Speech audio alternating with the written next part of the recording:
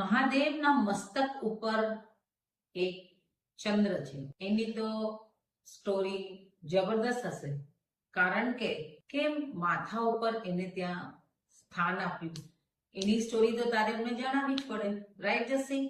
ચલો, quickly tell all of us. Viewers, આજકાલ તબિયત નથી સારી રહેતી અને હું આપણો શ્રાવણ મહિનો મિસ નથી કરવા માંગતી, એટલે થોડું મને સપોર્ટ કરજો અગર હું અટકી જાઉં તો. આજે આપણે જે ચંદ્રદેવની વાત કરીએ તો દક્ષ પ્રજાપતિએ પોતાની 27 પુત્રીના વિવાહ ચંદ્રદેવ સાથે કરેલા અને ચંદ્રદેવને સિર્ફ ને સિર્ફ રોહિણી પ્રત્યે વધારે લાગણી, વધારે પ્રેમ હતો.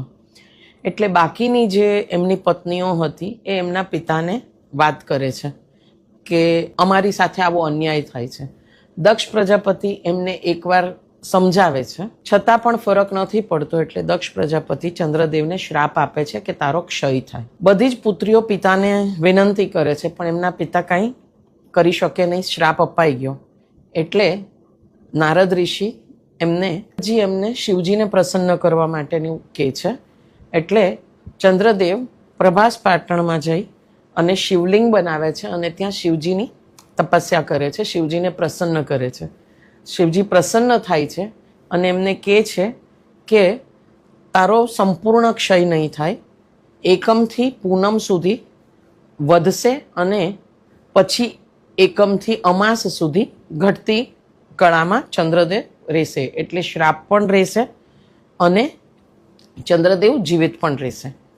અને સાથે સાથે ચંદ્રદેવની ભક્તિથી ખુશ થઈ અને ચંદ્રદેવને એમના માથે મસ્તક ઉપર સ્થાન આપ્યું.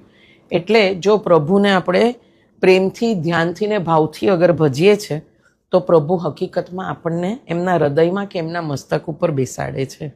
બરાબર ને? તો ભોલેનાથ છે. હર હર મહાદેવ.